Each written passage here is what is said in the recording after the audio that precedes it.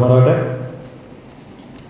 ഒരു ആഴ്ച കൂടി നമുക്ക് ഹഗ്ഗായുടെ പുസ്തകം പഠിക്കുവാനൊരു അവസരം ദൈവം നൽകി. ഇന്നത്തെ ചിന്തയ്ക്കായിട്ട് നമുക്ക് ഹഗ്ഗായുടെ 1-ാമത്തെ അധ്യായത്തിൻ്റെ 12-ാം വാക്യം മുതൽ 15-ാം വാക്യം വരെ നമുക്ക് ശ്രദ്ധിക്കാം. Haggai chapter 1 verse 12 to 15. ഈ ഭാഗത്ത് ദൈവം സെറുബ്ബാബേലിനോടും യോശുവയോടും യഹൂദദേശത്ത് ഉള്ള ശേഷിപ്പിനോടും കൊടുത്ത ദൈവവചനത്തിൻ്റെ പരിണിത ഫലങ്ങളാണ് നമ്മൾ കാണാൻ പോകുന്നത്. പ്രാരംഭമായിട്ട് 12-ാമത്തെ വാക്യം ആരെങ്കിലും ഒന്ന് വായിച്ചാട്ടെ. വേഴ്സ് 12. അങ്ങനെ ശൈത്യന്മാരായ സെരുബ്ബാബേലും മഹാപുരോഹിതനായ യെഹോസാദാക്കിന്റെ മകനായ യോശുവയും ജനത്തിൽ ശേഷിപ്പുള്ള ഏവരുമായി തങ്ങളുടെ ദൈവമായ യഹോവയുടെ വാക്കും തങ്ങളുടെ ദൈവമായ യഹോവയുടെ നിയോഗത്തിനൊത്തവണ്ണം ഹഗ്ഗായി പ്രവാചകന്റെ വചനങ്ങളും കേട്ടനുസരിച്ച് ജനം യഹോവയെ ഭയപ്പെടുകയും ചെയ്തു. I just want to title this verse like this: Prerequisites of everybody involved to a perfect response to the word of God. ദൈവവചനത്തോടുള്ള ക്രിയാത്മകമായിട്ടുള്ള പ്രതികരണത്തിൽ ഉൾപ്പെട്ട് നിൽക്കുന്ന എല്ലാവരും ഉണ്ടാവേണ്ട ചില കാര്യങ്ങളാണ് നമ്മൾ ഈ വാക്യത്തിൽ കാണുന്നത്. 4 കാര്യങ്ങളാണ് നമ്മൾ ഈ പ്രത്യേക വാക്യത്തിൽ കാണാൻ പോകുന്നത്. Number 1, paying attention to the divine counsel of God revealed in the scriptures. തിരുവെഴുത്തിൽ ഉൾപ്പെട്ടിരിക്കുന്ന ദൈവിക ആലോചനയോടുള്ള ശ്രദ്ധ കൊടുക്കുക എന്നുള്ളതാണ് നമ്മൾ കാണുന്നത്. 1-ാമത്തെ വാക്യം മുതൽ 11-ാമത്തെ വാക്യം വരെ ഉള്ള ഓർമ്മപ്പെടുത്തൽ, ദൈവം കൊടുത്ത ഓർമ്മപ്പെടുത്തലെല്ലാം തിരുവെഴുത്തിൽ അധിഷ്ഠിതമായിട്ടുള്ള ഓർമ്മപ്പെടുത്തലുകളാണ്. ആവർത്തന പുസ്തകത്തിൽ അനുസരണക്കേട് നടന്നാൽ ഉണ്ടാവുന്ന ശാപത്തെ പറ്റി മുതൽ ദാനിയേലിൻ്റെ പ്രവചനത്തിൽ ദൈവത്തിൻ്റെ സർവശക്തി എന്നുള്ള ഒരു ക്യാരക്ടറിസ്റ്റിക് നമ്മളിവിടെ കാണുന്നുണ്ട്. അതോടൊപ്പം തന്നെ യെരമ്യാവിലും ആമോസിലും കാർഷിക വിളവിൻ്റെ ഒരു ആധിക്യത്തിൻ്റെ ഒരു പ്രത്യാശ നമ്മൾ കഴിഞ്ഞ ആഴ്ച കണ്ടതാണ്. അവിടെ മുതൽ എസെക്കിയേലിൻ്റെ പുസ്തകത്തിൽ നിങ്ങൾ എൻ്റെ ജനവും ഞാൻ നിങ്ങളുടെ ദൈവമായി തീരുമെന്നുള്ള ഓർമ്മപ്പെടുത്തൽ നമ്മൾ കണ്ടു.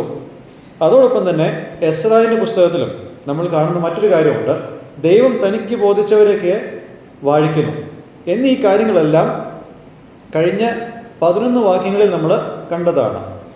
ഈ ഓർമ്മപ്പെടുത്തലുകളെല്ലാം കേട്ടതിന് ശേഷം സെറുബ്ബാബേലും യോശുവയും ശേഷിക്കുന്ന ജനങ്ങളെല്ലാവരും യഹോവയുടെ ശബ്ദം എന്താ ചെയ്തത്? കേട്ടു.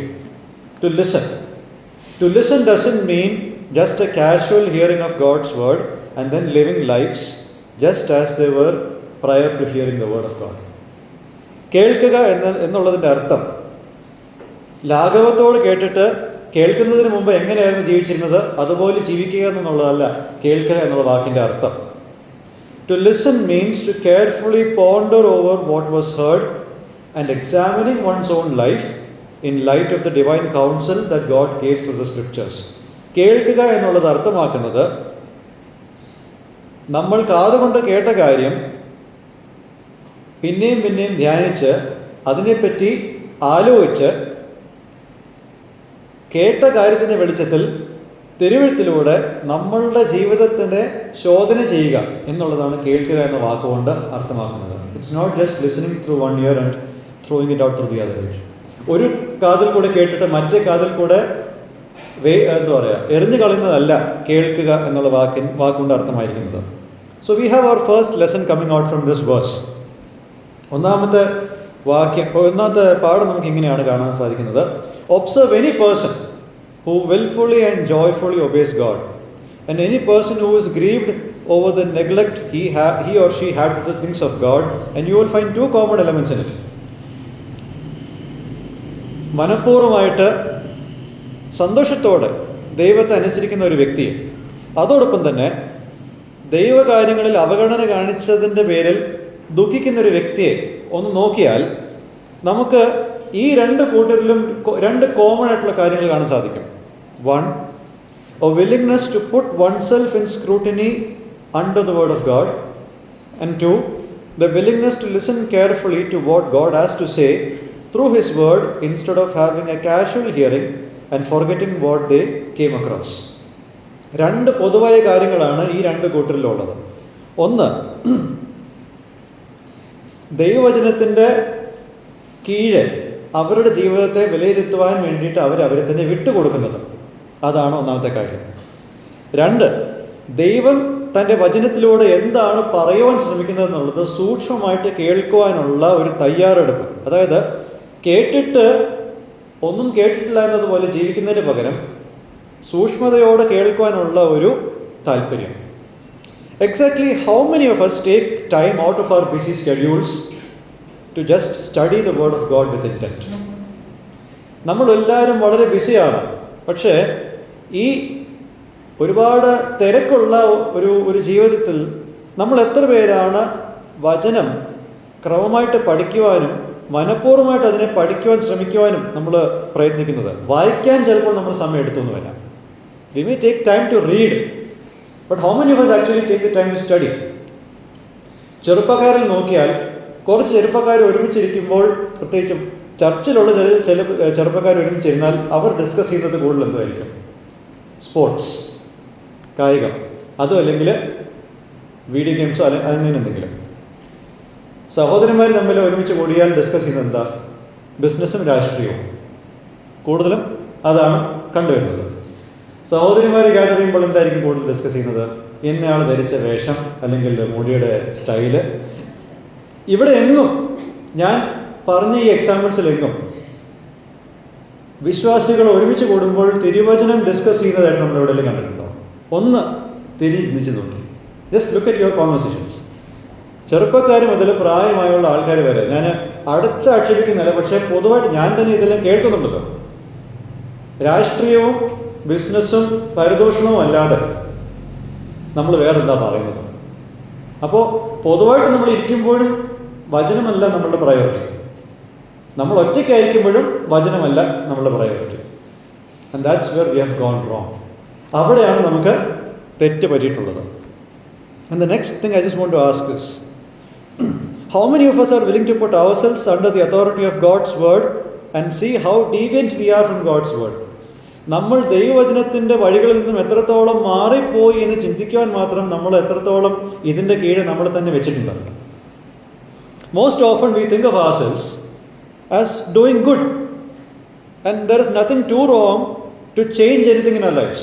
നമ്മൾ പലപ്പോഴും നമ്മളെപ്പറ്റി ചിന്തിക്കുന്നത് അധികമൊന്നും തെറ്റ് പറ്റിയിട്ടില്ലാത്ത ജനതയാണ് നാം എന്നുള്ളതാണ്. അതായത് മാറുവാൻ മാത്രമുള്ള ഒരു കാര്യവും നമ്മുടെ ജീവിതത്തിലില്ല എന്ന് നമുക്ക് നമ്മളെ പറ്റിയുള്ളൊരു ധാരണയുണ്ട്. സത്യം പറഞ്ഞാൽ അതിൻ്റെ മറുവശമാണ് ശരി.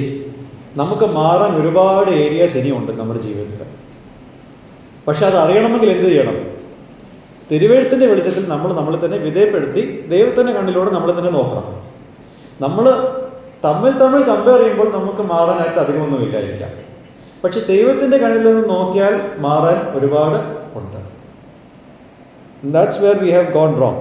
So may God help us to subject ourselves to the word of God by paying attention to what he has spoken through the scriptures we have. നമുക്കുള്ള തിരുവെഴുത്തിലൂടെ ദൈവം സംസാരിക്കുന്നുണ്ട്. ആ കാര്യം ദൈവം സംസാരിക്കുമ്പോൾ ആ കാര്യത്തിൻ്റെ കീഴിലായിരിക്കുവാൻ ദൈവം നമ്മളെ ഇടയാക്കട്ടെ. So what did we see until now? Paying attention to the divine counsel of God revealed in the scriptures. തിരുവെഴുത്തിലൂടെ ദൈവം തൻ്റെ ആലോചനകളെ വെളിപ്പെടുത്തുമ്പോൾ അതിനോട് ശ്രദ്ധാപൂർവമായിരിക്കുക. Next thing, paying attention to the spokesperson of God and positively responding to his obedience to the proclamation of God's word. ദൈവവചനം മാത്രമല്ല, ദൈവത്തിൻ്റെ വചനം സംസാരിക്കുന്നവരോടും ഉള്ള ശ്രദ്ധ നമുക്ക് വേണം. ദൈവവചനം സംസാരിക്കുന്നയാൾ ദൈവത്തെ അനുസരിക്കുമ്പോൾ ആ അനുസരണത്തോടും നമ്മൾ ക്രിയാത്മകമായിട്ട് പ്രതികരിക്കണം. നമ്മൾ പലപ്പോഴും ഈ ഒരു കാര്യം അങ്ങനെ സംസാരിക്കാറില്ല. നമ്മളെപ്പോഴും ദൈവവചനത്തിൻ്റെ കാര്യത്തിൽ പറയാറുണ്ട്. പക്ഷേ ഇവിടെ നിന്ന് സംസാരിക്കുന്ന ആൾക്കാരുടെ കാര്യവും ഇവിടെ പറയുന്നത്. What do you read in here? ഈ വാക്യം ഒന്ന് ശ്രദ്ധിച്ചെന്ന് നോക്കിയേ. The people, Zerubbabel, Joshua and everyone, listen to the voice of Yahweh their God and the words of Haggai the prophet. ദൈവത്തിൻ്റെ വാക്കുകൾ കേട്ടു എന്നുള്ളത് മാത്രമല്ല, പ്രവാചകനായ ഹഗ്ഗായിയുടെ വാക്കും കേട്ടു. നമുക്കറിയാം, ഈ സന്ദേശം പറയുവാൻ ദൈവം ഹഗ്ഗായിനെ ഏൽപ്പിക്കുമ്പോൾ ആ വിളിയോട് ഹഗ്ഗായി അനുസരണം കാണിച്ചു. ഓക്കെ, ഹഗ്ഗായി അനുസരണം കാണിച്ചു. പറഞ്ഞ വാക്കുകളോട് ജനം ശ്രദ്ധ കൊടുക്കുന്നു. ദൈവത്തിൻ്റെ വചനത്തോട് ശ്രദ്ധ കൊടുക്കുന്നതിനോടൊപ്പം തന്നെ ദൈവം അയച്ച പ്രാസംഗികനോടുള്ള ശ്രദ്ധയും അവർ കൊടുക്കുന്നുണ്ട്. Why? They respect the person who spoke because they respect the God who sent. ദൈവം അയച്ചവനായതുകൊണ്ട് ഈ വ്യക്തിയെ അവർ റെസ്പെക്ട് ചെയ്യുന്നു. So here we come to the next lesson. If there has to be a proper evidence to the written word of God, giving importance to the word of God must go hand in hand with giving proper regard for the ones who faithfully preach God's word. എഴുതപ്പെട്ട ദൈവവചനത്തോട് ശരിയായ അനുസരണം ഉണ്ടാവണമെങ്കിൽ ദൈവവചനത്തിന് പ്രാധാന്യം കൊടുക്കുന്നതും ദൈവവചനം വിശ്വസ്തയോടെ പ്രസംഗിക്കുന്ന ആൾക്കാരോടും പ്രാധാന്യം കൊടുക്കുന്നതും ഒരുമിച്ച് തന്നെ പോകണം. ചില വ്യക്തികൾ ദൈവവചനത്തിന് വളരെ പരിഗണന കൊടുക്കുന്നു എന്ന് പറയുന്നുണ്ട്. പക്ഷേ ശരിയായ രീതിയിൽ വചനം എക്സ്പൗണ്ട് ചെയ്ത് പ്രസംഗിക്കുന്ന ആൾക്കാരെ അവർക്ക് എങ്ങനെയോ ടോളറേറ്റ് ചെയ്യാൻ പറ്റുന്നില്ല. അതായത് നമ്മളുടെ സമൂഹത്തിൽ പൊതുവേ ഉള്ള ഒരു പ്രവണത ഞാൻ കാണുന്നത്, നമ്മൾ ദൈവവചനത്തിന് നല്ല പ്രാധാന്യം കൊടുക്കുന്നുണ്ട്. ഏത് യോഗങ്ങൾക്കും ഒക്കെ നമ്മൾ ദൈവവചനത്തിന് പ്രാധാന്യം കൊടുക്കുന്നുണ്ട്. പക്ഷേ ദൈവവചനത്തിനെ എടുത്ത് ശരിയായ രീതിയിൽ അതിനെ വ്യാഖ്യാനിച്ച് വിശ്വസ്തയോടെ നമുക്ക് മുമ്പാകെ അത് വിളമ്പിക്കൊടുക്കുന്നവരോട് ഒരു പ്രയാസമാണ്. Because most of us don't delight in studying the word of God in a systematic way. ഒരു ക്രമത്തിൽ, ശരിയായ ക്രമത്തിൽ ഇതിനെ പഠിക്കുവാൻ നമ്മൾ പലരും ഇതുവരെ ആഗ്രഹിക്കുന്നുമില്ല, അത് എൻജോയ് ചെയ്യുന്നതുമില്ല. അതായത് പലപ്പോഴും അവിടുന്നും ഇവിടുന്നുമായിട്ടുള്ള ഏതെങ്കിലും ഒരു വേദപരിചയം പോലുള്ള ഒരു മെസ്സേജ് ആണെങ്കിൽ നമുക്ക് കേട്ടിരിക്കാൻ ഭയങ്കര രസമാണ്. അതായത് ഇപ്പോൾ വേറൊരാൾ ഹഗ്ഗായിൽ തുടങ്ങി, പിന്നീട് ഉൽപ്പത്തിയിലേക്ക് പോകുന്നു, പിന്നീട് വെളിപ്പാടിലേക്ക് പോകുന്നു. അങ്ങനെ ബൈബിൾ മുഴുവൻ ഒന്ന് കറങ്ങി വരുന്ന മെസ്സേജസ് ഒക്കെ കേൾക്കാൻ പൊതുവെ നമ്മളുടെ സദസ്സിന് ഒരു ഇഷ്ടമാണ്. പക്ഷെ ഒരു സ്ഥലത്ത് തന്നെ നിന്നുകൊണ്ട് വേണമെങ്കിൽ അങ്ങോട്ടോ ഇങ്ങോട്ടോ പോകേണ്ടി വരുന്ന മെസ്സേജസ് നമ്മൾ അത് കേൾക്കുന്ന കാര്യങ്ങളിൽ വളരെ പുറകോട്ടാണ്. അങ്ങനെയുള്ളവരെ പലപ്പോഴും ആൾക്കാർക്ക് ഇഷ്ടവുമല്ല, അവരെ അത്ര വിളിക്കത്തുമില്ല. ശരിയല്ലേ? It's a fact. And if your attitude towards a divinely ordained speaker is that of a frustration when he expounds the text, it is clear that you are looking down on the word of God that you claim to hold in a high regard.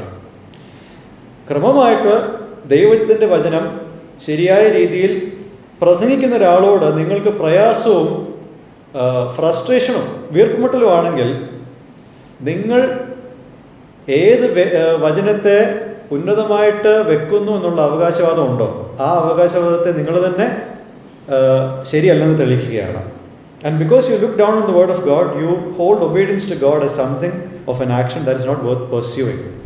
ശരിയായ രീതിയിൽ നമ്മുടെ ജീവിതത്തെ മാറ്റണം എന്നുള്ള ഒരു വചനം നമ്മുടെ അടുത്ത് എത്തുമ്പോൾ ഈ സ്റ്റൈൽ നമുക്ക് ഇഷ്ടപ്പെടാത്തത് കൊണ്ട്, അതായത് പ്രാസംഗികൻ്റെ സ്റ്റൈൽ നമുക്ക് ഇഷ്ടപ്പെടാത്തത് കൊണ്ട് അദ്ദേഹം പറഞ്ഞ വചനങ്ങളെ നമ്മൾ എന്ത് ചെയ്യുന്നില്ല, അനുസരിക്കാൻ മാത്രം ഉള്ള പ്രാധാന്യം നമ്മളതിന് കൊടുക്കുന്നില്ല. And that's the problem that most of us are facing in our society. അപ്പോൾ ഇത് രണ്ടുമാണ് നമ്മൾ ആദ്യത്തെ 2 പോയിന്റ്സ് ആയിട്ട് കാണുന്നത്. മൂന്നാമത്തെ point, paying attention to God with regard to who he is to us. ദൈവം നമ്മളോടുള്ള ബന്ധത്തിൽ ആരാണ് എന്നുള്ള കാര്യത്തിൽ ശ്രദ്ധ കൊടുക്കണം.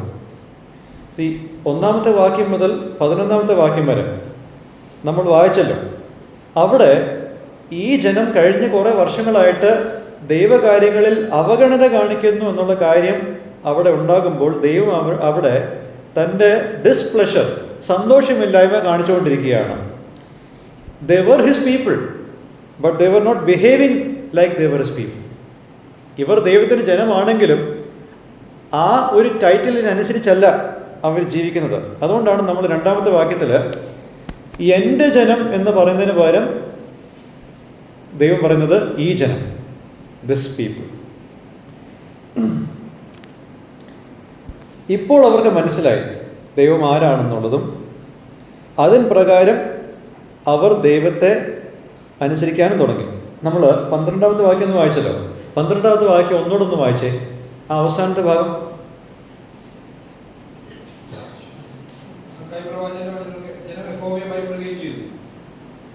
യഹോവയെ ഭയപ്പെടുകയും ചെയ്തു. ഓക്കെ, ഇംഗ്ലീഷിൽ the words of Haggai the prophet as Yahweh their God had sent him. അവരുടെ ദൈവമായി യഹോവ ഹഗ്ഗായിനെ അയച്ചത് കൊണ്ട് ഹഗ്ഗായി പ്രവാചകന്റെ വാക്കുകൾ അനുസരിച്ചു. അപ്പോൾ ദൈവത്തിന് ജനമാണ് ഇവർ എന്നുള്ളത് സത്യമാണെങ്കിലും അതുപോലെ അവർ ജീവിച്ചിരുന്നില്ല. പക്ഷെ ഇപ്പോൾ അവരെങ്ങനെയാണ് ജീവിക്കുന്നത്? ദൈവത്തിന്റെ ജനമായിട്ട് തന്നെയാണ് ജീവിക്കുന്നത്. So the next lesson comes out here.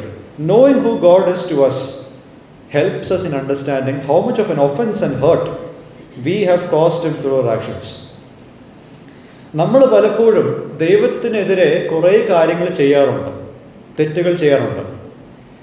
പക്ഷെ ആ തെറ്റുകളുടെ ആധിക്യവും അതിൻ്റെ വേദനയും എന്താണെന്ന് അറിയണമെങ്കിൽ ദൈവം നമുക്ക് ആരാണെന്നുള്ളത് അറിയണം. പലപ്പോഴും തെറ്റുകളെ നമ്മൾ ന്യായീകരിക്കുന്നത് എന്തുകൊണ്ടാണ്? ദൈവത്തെ പറ്റി വളരെ വികലമായിട്ടുള്ളൊരു അഭിപ്രായമാണ് നമ്മുടെ മനസ്സിലുള്ളത്. As if he somebody totally disconnected from us. ദൈവം നമുക്ക് ആരാണെന്നുള്ളത് അറിയുമ്പോൾ അപ്പോഴാണ് നമുക്ക് മനസ്സിലാവുന്നത് നമ്മൾ ചെയ്യുന്നതിൻ്റെ ആഴം എത്ര വലുതാണ്. See, when we know that he loved us when we were unlovable and ungodly, നമ്മളിൽ സ്നേഹിക്കത്തക്ക രീതിയിലുള്ള ഒന്നുമില്ലാത്തൊരവസ്ഥയിലായിരുന്നപ്പോൾ, നമ്മൾ അബദ്ധരായിരുന്നപ്പോൾ നമ്മളെ ദൈവം സ്നേഹിച്ചതാണ്. And when we know that he sent his son to die for us while we were yet sinners, നാം പാപികളായിരിക്കുമ്പോൾ തന്നെ തൻ്റെ പുത്രനെ നമുക്ക് മരിക്കുവാൻ വേണ്ടിയിട്ട് താൻ അയച്ചു.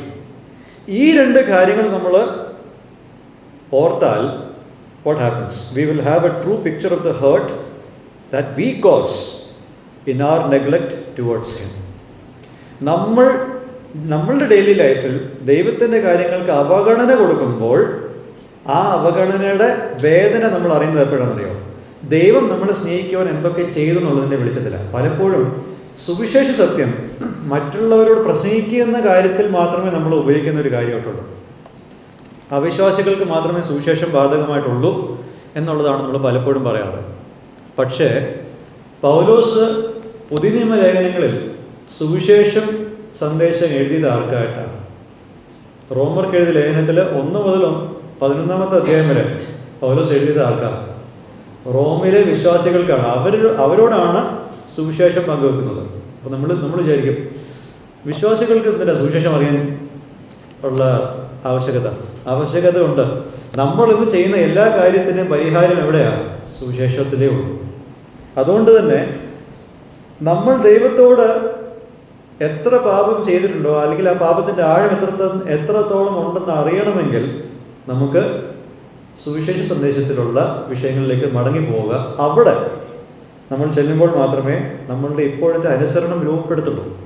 Only when we go back to the cross will today's obedience start to take shape. നാലാമതായിട്ട്, paying attention to God by fearing him. ഇതിൻ്റെ അവസാനത്തെ ഭാഗത്ത്, ഈ വാക്യത്തിൻ്റെ അവസാനത്തെ ഭാഗത്ത് and the people feared Yahweh, അങ്ങനെയാണ് ഈ വാക്യം അവസാനിക്കുന്നത്. യഹോവയെ അവർ ഭയപ്പെട്ടു. യഹോവയെ ഭയപ്പെടുക, അതായത് ലാഘവത്തോടെ അവർ യഹോവയുടെ കാര്യങ്ങൾ കണ്ട ഒരു ഭൂതകാലം അവർക്കുണ്ട്. പക്ഷെ ഇപ്പോൾ ഭയഭക്തിയോട് കൂടിയിട്ടാണ് അവർ യഹോവയെ കാണുന്നത്. They start to treat him as he ought to be treated. ദൈവത്തെ പരിഗണിക്കേണ്ടത് പോലെ തന്നെയാണ് ഇപ്പോൾ അവർ പരിഗണിക്കുന്നത്. ഈ സൈന്യങ്ങളുടെ യഹോവയെ എല്ലാവരും ഭയപ്പെടണമെങ്കിൽ ആ ഭയം ആദ്യം തുടങ്ങേണ്ടത് എവിടെ നിന്നാണ്? ദൈവത്തിൻ്റെ ജനത്തിൻ്റെ മധ്യത്തിൽ നിന്നാണ്. And that's what we see here. We cannot obey God unless there is a reverential fear for us in him or towards him. നമ്മുടെ ഉള്ളിൽ ഒരു ഭയഭക്തി ഇല്ലാതെ നമുക്ക് ഒരിക്കലും അനുസരണം വരത്തില്ല. മനുഷ്യരെ പേടിച്ച് കുറച്ചു കാലം നമുക്ക് അനുസരിക്കാം. ചില പിള്ളേർ അപ്പനമ്മമാരുടെ കൂടെ ഉള്ളപ്പോഴാണ് സഭകളിൽ വരുന്നതും കൂടുതൽ ആക്റ്റീവ് ആകുന്നതൊക്കെ. അപ്പനമ്മമാരുടെ സാന്നിധ്യമോ ഒന്നുമില്ലാത്തൊരു സ്ഥലത്തേക്ക് അവർ നിട്ടുനോക്കുകയും അവരുടെ യഥാർത്ഥ സ്വഭാവം അപ്പോഴറിയാം. പിന്മാറിപ്പോയതല്ല അവർ, ദൈവമില്ലാത്ത ജീവിതത്തിൻ്റെ യാഥാർത്ഥ്യം പുറത്തു വന്നത് അവിടെയാണ്. ഭയഭക്തി ദൈവജനത്തിന് മധ്യത്തിൽ മാത്രമല്ല, ദൈവജനം ഇല്ലാതിരിക്കുന്ന സ്ഥലത്തും ഭക്തി ഉണ്ടാവും. യോസേഫിൻ്റെ കാര്യം തന്നെ എടുത്തു നോക്കിയാൽ മതി. യോസേഫിനെ നിയന്ത്രിക്കാൻ കുടുംബത്തിൻ്റെ ആരും അവിടെ ഇല്ല, മിസ്രൈമില്ല.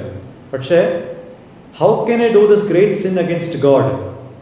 ദൈവത്തോട് ഞാൻ ഈ മഹാപാപം എങ്ങനെ ചെയ്യുമെന്നുള്ളത് ഒരു അന്യദേശത്ത് യോസേഫ് അത് പറയണമെങ്കിൽ അതിന് ദൈവഭക്തി ഉണ്ടായേ പറ്റൂ.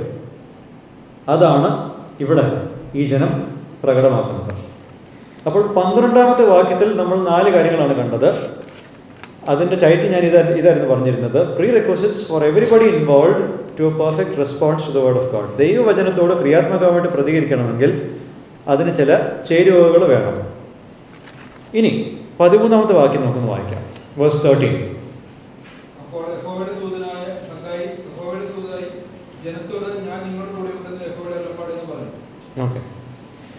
Presence of God assured for a perfect response from the people.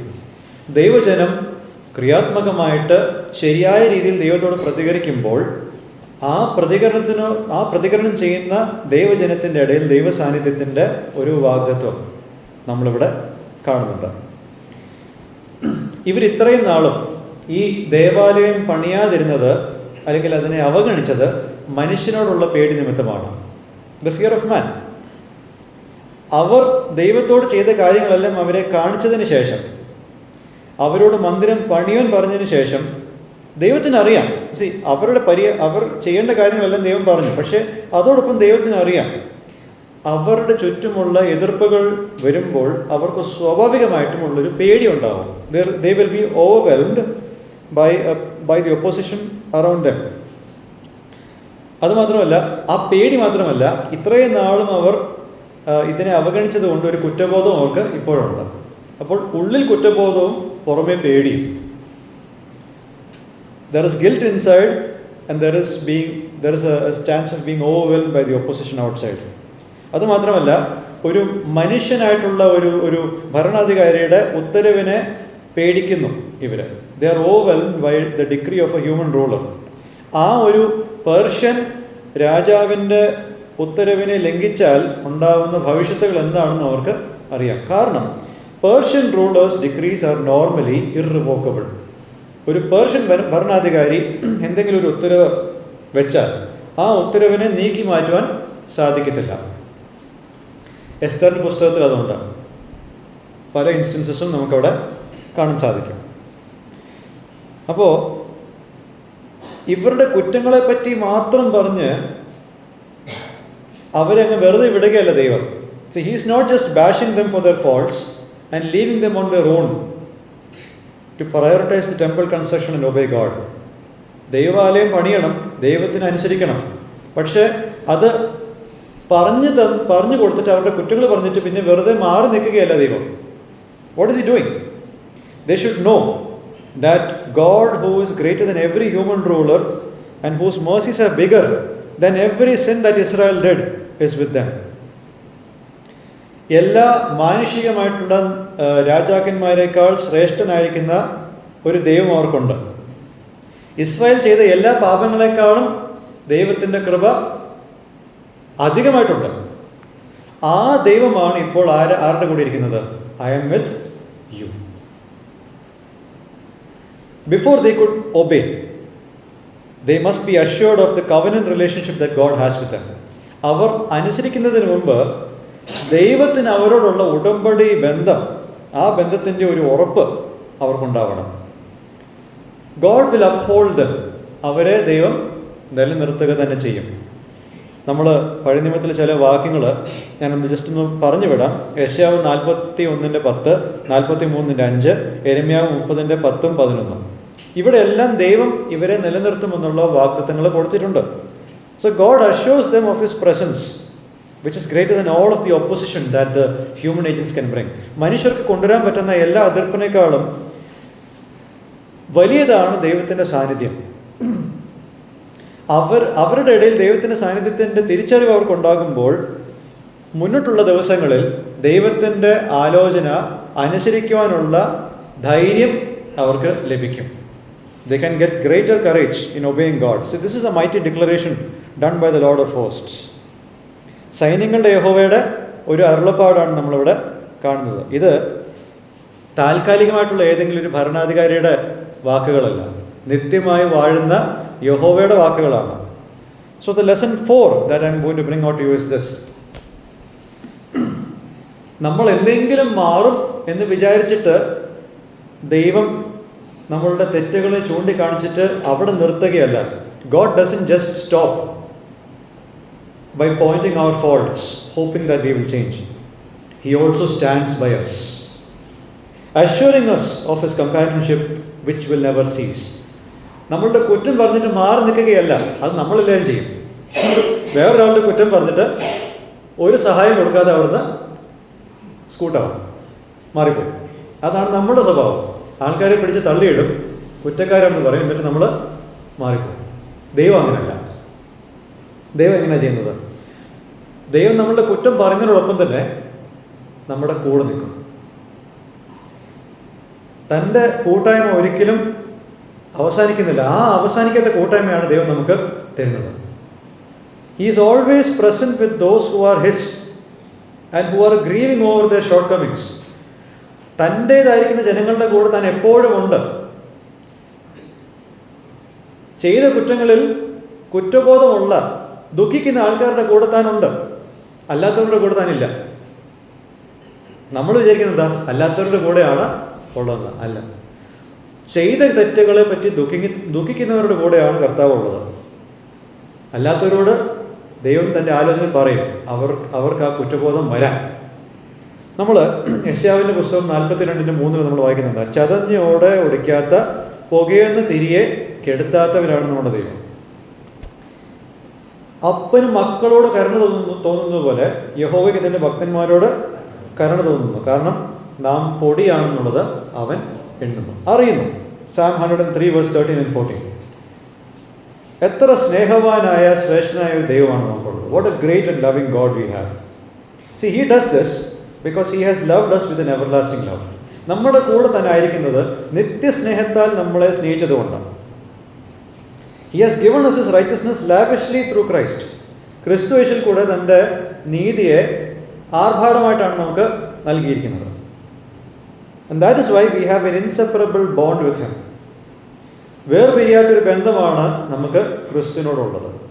അപ്പോൾ ഈ ഒരു പോയിന്റ് നമുക്ക് രണ്ട് രീതിയിൽ അപ്ലൈ ചെയ്യാം, കുടുംബ ബന്ധത്തിലും സഭതലത്തിലും. മാതാപിതാക്കൾ എന്ന നിലയിൽ നമ്മളുടെ മക്കൾ എന്തെങ്കിലും കുറ്റം ചെയ്തിട്ട് അവർ അതിൽ ദുഃഖിക്കുമ്പോൾ അവരുടെ കുറ്റം പറഞ്ഞിട്ട് അവരെ ഉപേക്ഷിക്കുന്നതിന് പകരം അവർ ദുഃഖിക്കുകയാണെങ്കിൽ നമ്മൾ എന്താ ചെയ്യേണ്ടത്? കൂടെ നിൽക്കണം. Stand by our children when they are hurt after what they did.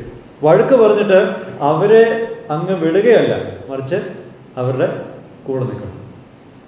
സഭാതലത്തിൽ തെറ്റുകൾ ആർക്ക് സംഭവിക്കാം, പക്ഷേ ഒരു ഭാഗ്യവാനാരെന്നറിയാമോ? ആ തെറ്റ് മനസ്സിലാക്കി അതിൽ ദുഃഖിക്കുന്ന, അതിൽ മനം നിന്ന് ജീവിക്കുന്ന ഒരാളാണ് സത്യത്തിൽ ഭാഗ്യവാൻ. കാരണം ആ വ്യക്തിയുടെ ഉള്ളിൽ ദൈവത്തിൻ്റെ ആത്മാവ് വസിക്കുന്നതുകൊണ്ട് ദൈവത്തിൻ്റെ ആത്മാവിനെ ദുഃഖിപ്പിച്ചു എന്നുള്ള ഒരു തീരാത്ത ഒരു വിഷമം ആ വ്യക്തിക്കുണ്ട്.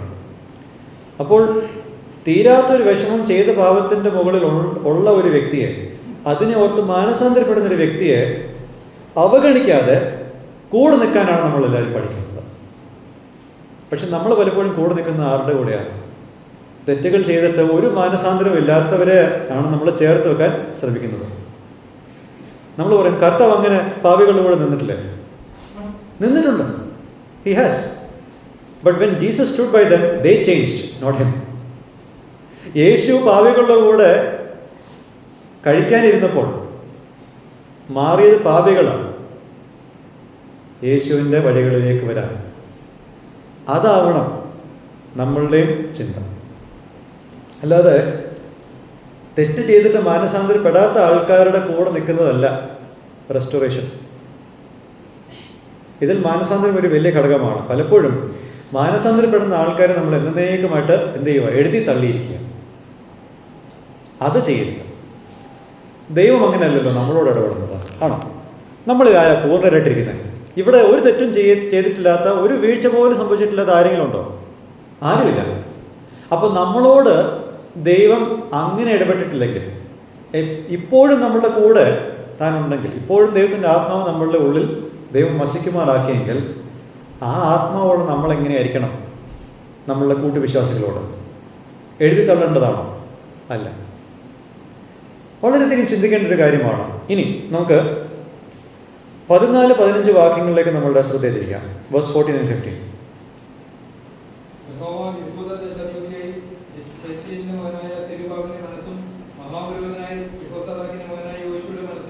ജനത്തിനു ശേഷിപ്പുള്ള ഏവരുടെയും മനസ്സുണർത്തി അവർ വന്നു തങ്ങളുടെ ദൈവമായ സൈന്യങ്ങളുടെ യഹോവയുടെ ആലയത്തിൽ വേല ചെയ്തു. ദാരിയോസ് രാജാവിന്റെ 2-ാം ആണ്ട് 6-ാം മാസം 24-ാം തീയതി തന്നെ. Perfect response to the word of God. ദൈവവചനത്തോടുള്ള ശരിയായ പ്രതികരണമാണ് നമ്മളിവിടെ കാണുന്നത്. ഇവിടെ നമ്മൾ 3 കാര്യമാണ് ശ്രദ്ധിക്കേണ്ടത്. 1. Obedience by everyone involve in the problem. ഈ പ്രശ്നത്തിൽ ആരൊക്കെയായിരുന്നു ഉൾപ്പെട്ടിരുന്നത്, അവരെല്ലാവരും എന്ത് ചെയ്യണം? അനുസരിക്കണം. നീ അനുസരിക്കുക, ഞാൻ എന്തായാലും ഇവിടെ നിന്ന് മാറി നിൽക്കുക എന്ന് പറഞ്ഞ് പോവല്ല.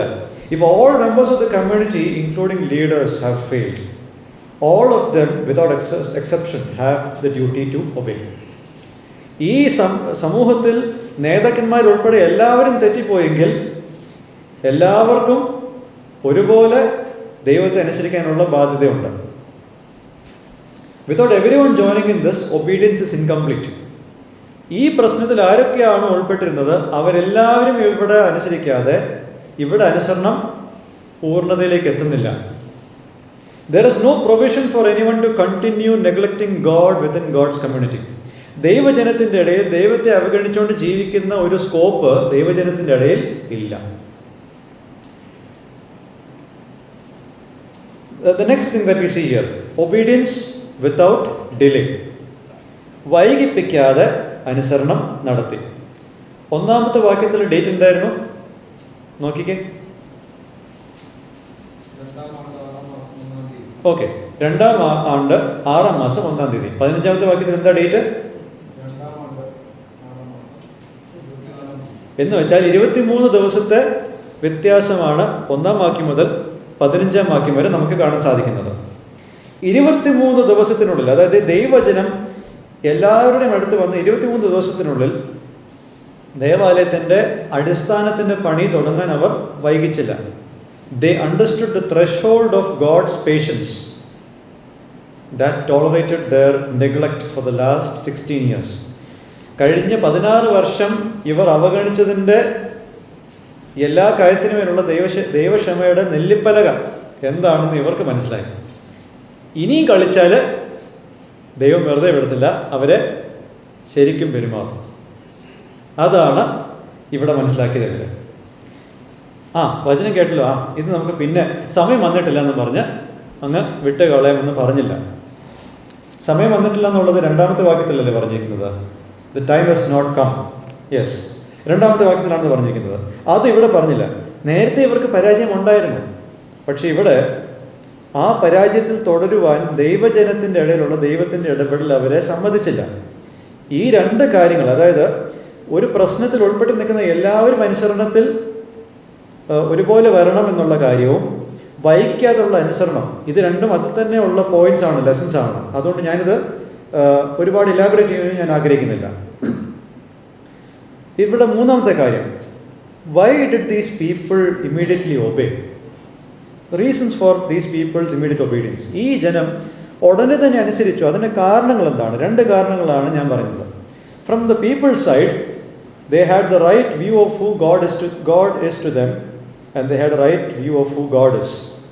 ദൈവം ആരാണെന്നുള്ള കാര്യത്തെപ്പറ്റി ശരിയായ അഭിപ്രായവും അവർക്ക് ദൈവം ആരാണെന്നുള്ളതിനെ പറ്റിയുള്ള ശരിയായ അഭിപ്രായം ജനത്തിൻ്റെ ഭാഗത്തു നിന്നും ഉണ്ടായതുകൊണ്ടാണ് ജനം ക്രിയാത്മകമായിട്ട് പ്രതികരിച്ചത്. Now from God's side, ദൈവത്തിൻ്റെ ഭാഗത്തു നിന്നും നമ്മൾ നോക്കിയാൽ ഈ വാക്യത്തിൽ 14-ാമത്തെ വാക്യത്തിൽ ഇവർ അനുസരിച്ചു, യെസ്. പക്ഷെ അതിൻ്റെ സ്റ്റാർട്ടിംഗ് പോയിന്റ് എവിടെയാണ്? 14-ാമത്തെ വാക്യത്തിൽ യെരുബ്ബാബേലിൻ്റെയും യോശുവയുടെയും ജനത്തിൻ്റെയും മനസ്സിനെ ആരാണ് ഉണർത്തിയത്? യഹോവയാണ് ഉണർത്തിയത്. Yahweh stirred up the spirit of Zerubbabel. Yahweh stirred up the spirit of Joshua. And Yahweh stirred up the spirit of the people of Judah.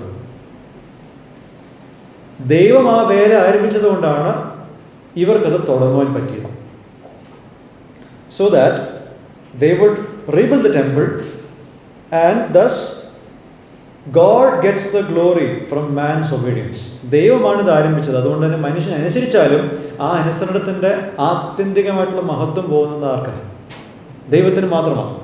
ഞാൻ അനുസരിച്ചു, നമ്മളെല്ലാവരും ഒരു രീതിയിൽ അല്ലെങ്കിൽ മറ്റൊരു രീതിയിൽ ഇന്ന് ദൈവത്തെ അനുസരിക്കുന്നു. പക്ഷേ ആ അനുസരണത്തിൻ്റെയും ക്രെഡിറ്റ് പോകേണ്ടത് ആർക്കാണ്? നമ്മളെ ദൈവം ഉണർത്തിയത് കൊണ്ടല്ലേ നമ്മൾ ദൈവത്തെ അനുസരിക്കുന്നത്. അല്ലാതെ നമുക്ക് സ്വയമായിട്ട് അനുസരിക്കാനുള്ള എന്തെങ്കിലും കഴിവുണ്ടോ? ഒരിക്കലുമില്ല.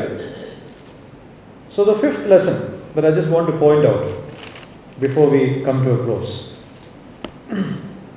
God's messages towards us are aimed to calm us in order to do good, just as it is meant to unsettle us when we do bad. നമ്മൾ തെറ്റ് ചെയ്യുമ്പോൾ നമ്മളെ പിടിച്ചു കൊലുക്കുന്നത് പോലെ തന്നെ നമ്മൾ നല്ലത് ചെയ്യുവാൻ നമ്മളെ ശാന്തരാക്കുന്നതുമാണ് ദൈവവചനം. ഒന്നുകൂടെ ഞാനത് പറയാം. നമ്മൾ തെറ്റ് ചെയ്യുമ്പോൾ ദൈവത്തിൻ്റെ വചനം നമ്മളെ പിടിച്ചു കുലുക്കുന്നു. പക്ഷെ നമ്മളെ ശാന്തരാക്കും, അല്ലെങ്കിൽ നമ്മൾ നല്ലത് ചെയ്യുവാൻ ദൈവവചനം നമ്മളെ കാം ഡൗൺ ചെയ്യുന്നുണ്ട്. രണ്ടും ദൈവത്തിൽ നിന്നുമുള്ള കാര്യങ്ങളാണ്. Both are from God. So let's not over emphasize one by ignoring the other. ഒരെണ്ണത്തെ വിട്ട് കളഞ്ഞ് മറ്റൊന്നിന് കൂടുതൽ പ്രാധാന്യം കൊടുക്കരുത്. അതായത് ചില വ്യക്തികൾ വചന ശുശ്രൂഷയിലേക്ക് വരുമ്പോൾ കുറ്റപ്പെടുത്താൻ മാത്രമാണ് അവരുടെ വാ തുറക്കുന്നത്. എന്നുവെച്ചാൽ ക്രിട്ടിസൈസ് ചെയ്യാൻ വേണ്ടിയിട്ട് മാത്രമാണ്, അല്ലെങ്കിൽ ബാഷ് ചെയ്യാൻ വേണ്ടിയിട്ട് മാത്രമാണ് അവർ ഉൾപ്പെട്ട് നിൽക്കുന്നത്. ബാഷിങ് വേണം, പക്ഷെ ബാഷിങ് മാത്രം ആകരുത്. മറുവശത്ത് ആശ്വസിപ്പിക്കുവാനും പ്രബോധിപ്പിക്കുവാനും മാത്രം എണീക്കുന്നവരുണ്ട്. കുറ്റപ്പെടുത്തുവാനുള്ള ഒരു വാക്ക് പോലും അവരുടെ വായിൽ നിന്നും വരില്ല. അപ്പോൾ why do they do that? They don't criticize because people only want to listen to such messages. ശരിയായ രീതിയിലുള്ള ഒരു അൺബയസ്ഡ് ആയിട്ടുള്ള ഒരു മുൻവിധിയില്ലാത്ത രീതിയിൽ പ്രാസംഗികൻ ഇതിനെ അവതരിപ്പിക്കുമ്പോൾ അതിനെ ഇഷ്ടപ്പെടാത്ത സദസ്സുണ്ട്. അപ്പോൾ രണ്ട് ഭാഗത്തും കുഴപ്പങ്ങളുണ്ട്. പക്ഷേ ഞാൻ ഇപ്പോൾ പറയുന്ന കുഴപ്പം പ്രാസംഗികൻ്റെ കുഴപ്പമാണ്.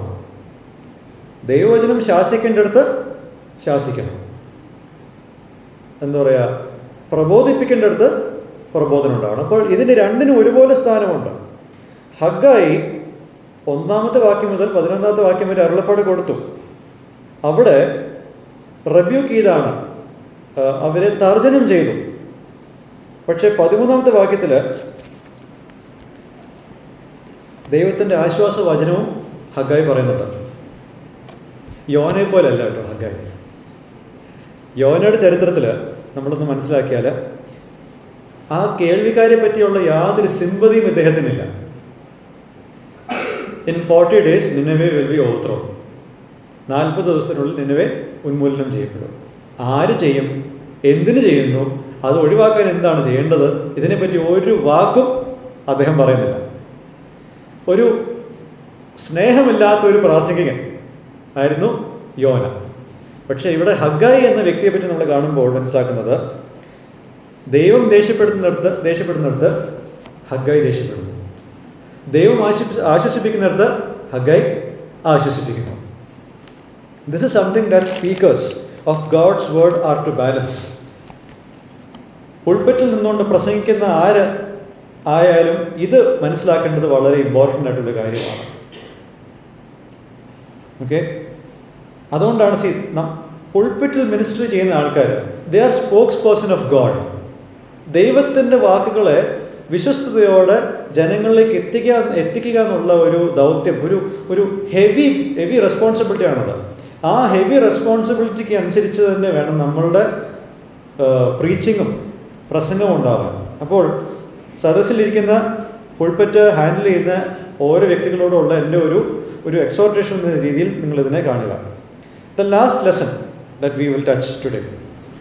One way to know whether you truly belong to God is not seen in your perfection, because no one is perfect. നമ്മൾ ആരും പൂർണ്ണതയല്ല. അതുകൊണ്ട് തന്നെ ദൈവത്തോട് ചേർന്ന് നിൽക്കുന്ന ഒരാളാണ് നിങ്ങളെങ്കിൽ നിങ്ങൾ നിങ്ങളുടെ പൂർണ്ണതയെ തെളിയിക്കണമെന്നുള്ളൊരു വാദം നമുക്കെങ്ങും പറയാൻ സാധിക്കത്തില്ല. പിന്നെ എങ്ങനെയാണ് നമുക്കത് മനസ്സിലാകുന്നത്? Somebody who desires to seek perfection, to do what God requires of you, and to abandon disobedience as soon as you can when you are confronted with the word of God. ഒരു വ്യക്തി ദൈവത്തിൻ്റെ ജനമാണ് എന്ന് തിരിച്ചറിയുന്നത് അവനിൽ പൂർണ്ണത ഉണ്ടായിട്ടല്ല, മറിച്ച് പൂർണ്ണത ആഗ്രഹിക്കുന്ന ഒരു വ്യക്തിയെ നമുക്ക് കാണുമ്പോഴാണ് മനസ്സിലാക്കുന്നത് ആ വ്യക്തി ദൈവത്തിൻ്റെ ജനമാണെന്ന്. അതുമാത്രമല്ല, ദൈവവചനം ആ വ്യക്തിയുടെ മുമ്പാകെ വരുമ്പോൾ അവൻ ഒരിക്കലും അവൻ്റെ പാപത്തിനെ മുറുകെ പിടിക്കുവാനുള്ള മനസ്സ് അതിൽ തുടർന്നുകൊണ്ട് പോകുവാൻ അവന് സാധിക്കത്തില്ല എന്നുള്ളതാണ് ദൈവജനത്തിൻ്റെ ഒരു അടയാളം. See, if you are looking for perfection, you will always doubt your salvation. നിങ്ങളുടെ ഉള്ളിൽ ഒരു 100% തികവ് നിങ്ങളുടെ ഉള്ളിൽ നിങ്ങൾ കാംക്ഷിക്കുകയാണെങ്കിൽ നിങ്ങൾ എല്ലായ്പ്പോഴും നിങ്ങളുടെ രക്ഷയെ സംശയിക്കും. പക്ഷേ ഇത് ഞാൻ ഇപ്പോൾ പറയുന്ന കാര്യം ഒരു ടെസ്റ്റാണ്. എന്താണ് ടെസ്റ്റ്? നിങ്ങളുടെ മനസ്സ് എന്തിലേക്കാണ് ചായുന്നത്? മനുഷ്യൻ്റെ പ്രാകൃതമായിട്ടുള്ള ഒരു സ്വഭാവം ദൈവം വെറുക്കുന്ന കാര്യങ്ങളിലേക്കാണ് പോകുന്നത്. ആത്മികനായ ഒരു മനുഷ്യൻ ദൈവം സ്നേഹിക്കുന്ന കാര്യങ്ങളിലേക്കാണ് തിരിയുന്നത്. ആ ഒരു ഡിസയർ നിങ്ങൾക്കുണ്ടോ? യേശുവിനെ പോലെ ആയിത്തീരുവാനുള്ള ഒരു വാഞ്ച, ചെയ്യുന്ന പാപത്തിനോടുള്ള ഒരു മടുപ്പ് നിങ്ങൾക്കുണ്ടോ? ദൈവവചനം കേൾക്കുമ്പോൾ അത് നിങ്ങളെ കുറ്റം വിധിച്ച് നിങ്ങൾക്ക് അനുസരണം ചെയ്യാതിരിക്കുമ്പോൾ നിങ്ങൾക്കൊരു മനസ്സമാധാനക്കേടുണ്ടോ? These are things which characterizes a child of God. A child of God, a true child of God does not delay his or her obedience to God. ഒരു യഥാർത്ഥ ദൈവമകൻ അല്ലെങ്കിൽ മകൾ ദൈവത്തോടുള്ള അവരുടെ അനുസരണത്തിനെ വൈകിപ്പിക്കത്തില്ല, എന്നേക്കുമായിട്ട് വൈകിപ്പിക്കത്തില്ല. ശരിയാണ്, ചില സമയത്ത് നമുക്ക് നമ്മളുടെ പാപങ്ങളെ വിട്ടൊഴിയുവാൻ ചിലപ്പോൾ നമ്മളുടെ ജഡം നമ്മളെ ഇങ്ങനെ നമ്മളെ അനുവദിക്കത്തില്ലായിരിക്കും, നമ്മൾ പ്രഷർ ചെലുത്തുമായിരിക്കും. പക്ഷേ ദൈവത്തിൻ്റെ ആത്മാവിനെ നമുക്ക് തന്നിരിക്കുന്നത് എന്തുകൊണ്ടാണ്? ദൈവത്തിൻ്റെ സ്റ്റാറ്റ്യൂസിനൊത്തവണ്ണം, ദൈവത്തിൻ്റെ കൽപ്പനകൾക്കൊത്തവണ്ണം നമ്മളെ നടത്തുവാൻ, നമ്മളെ ശക്തരാക്കാൻ വേണ്ടിയിട്ടാണ് ദൈവത്തിൻ്റെ ആത്മാവിനെ നമുക്ക് നൽകിയിരിക്കുന്നത്. ആത്മാവുള്ള ഏതൊരു വ്യക്തിയും ഇന്നല്ലെങ്കിൽ നാളെ ദൈവത്തിൻ്റെ വചനത്തോട് ക്രിയാത്മകമായിട്ട് പ്രതികരിച്ചിരിക്കും. ഇവിടെ ഈ ഭാഗത്ത് 16 വർഷത്തെ കാലത്തിന് ശേഷം അവർക്ക് തിരുവെഴുത്തുകളുണ്ട്, മോശയുടെ ന്യായപ്രമാണം അവർക്കുണ്ട്, സങ്കീർത്തനങ്ങളെല്ലാം എല്ലാം ഉണ്ട്. പക്ഷേ 16 വർഷത്തിന് ശേഷമുള്ള ദൈവിക അരുളപ്പാടിനോട് അവരെങ്ങനെ പ്രതികരിച്ചു? That's what makes them God's people. അതാണ് അവരുടെ ദൈവജനം എന്നുള്ള സ്റ്റാറ്റസിൻ്റെ തെളിവ്. So let's take David for example. ദാവീദിൻ്റെ ഒരു ഉദാഹരണം കൂടെ നമുക്കെടുക്കാം. നാഥാൻ പ്രവാചകൻ വന്ന് ബത്ശേബയോടുള്ള ബന്ധത്തിലുള്ള ദൈവത്തിൻ്റെ അവിഹിതവും ഊര്യാവിൻ്റെ കൊലപാതകവും അതിനെപ്പറ്റി നാഥാൻ പ്രവാചകൻ ദാവീദിനോട് ആ ഉപമകളിലൂടെ പറഞ്ഞപ്പോൾ ദാവീദ് എന്താണ് പ്രകടമാക്കിയത്? I have sinned against the Lord, ഞാൻ യഹോവയോട് പാപം ചെയ്തിരിക്കുന്നു എന്ന് പറയുന്നതാണ് ദൈവത്തിൻ്റെ ഹൃദയപ്രകാരം നടക്കുന്ന വ്യക്തിയുടെ ലക്ഷണം. This is the proof that David is indeed a man after God's own heart. Yes, ആ 9 മാസത്തിനധികം ആ കുഞ്ഞ് ജനിച്ച് ഒരു 3 മാസം കൂടെ എടുത്തു. അപ്പോൾ 1 വർഷത്തോളം ദാവീദ് ആ കുറ്റം ചെയ്ത കാര്യത്തിൽ ഒരു കുറ്റബോധം ഇല്ലാതെ ജീവിച്ചിരിക്കുകയായിരുന്നു. ബത്ശേബ ഗർഭിണിയായി പിന്നീട് മകനെ പ്രസവിക്കാൻ 9 മാസം എടുക്കും. പിന്നീട് കുറച്ചുകൂടെ കഴിഞ്ഞിട്ടാണ് നാഥാൻ പ്രവാചകൻ വരുന്നത്. അപ്പോൾ ആ 1 വർഷത്തിലധികമുള്ള സമയം ഒന്നും സംഭവിച്ചിട്ടില്ലാത്തതുപോലെ ദാവീദ് നമ്മളെപ്പോലെ ജീവിച്ചു. പക്ഷെ ദൈവത്തിൻ്റെ അരുളപ്പാട് നാഥാൻ പ്രവാചകനിലൂടെ വന്നപ്പോൾ ഇവിടെ ദാവീദ് അതിനോട് ക്രിയാത്മകമായിട്ട് പ്രതികരിച്ചു. With full force when the word of God came, David acknowledged his guilt. തൻ്റെ കുറ്റബോധത്തെ തുറന്ന് സമ്മതിക്കുകയായിരുന്നു ദാവീദ് അവിടെ. He abandoned his disobedience and did what God required of him. അവൻ്റെ അനുസരണക്കേടിനെ അവിടെ തന്നെ ഉപേക്ഷിച്ചു. ദൈവം ആഗ്രഹിച്ചത് അവൻ ചെയ്തു. He repented. May we be awakened to our faults and abandon them by doing what God wants from us.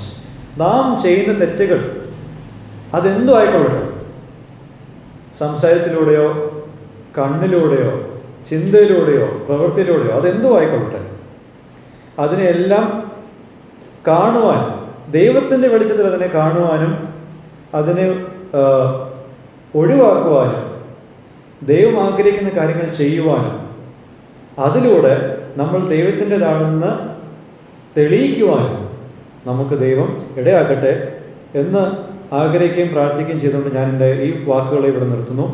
ദൈവനാമം മഹത്വപ്പെടുമാറാകട്ടെ.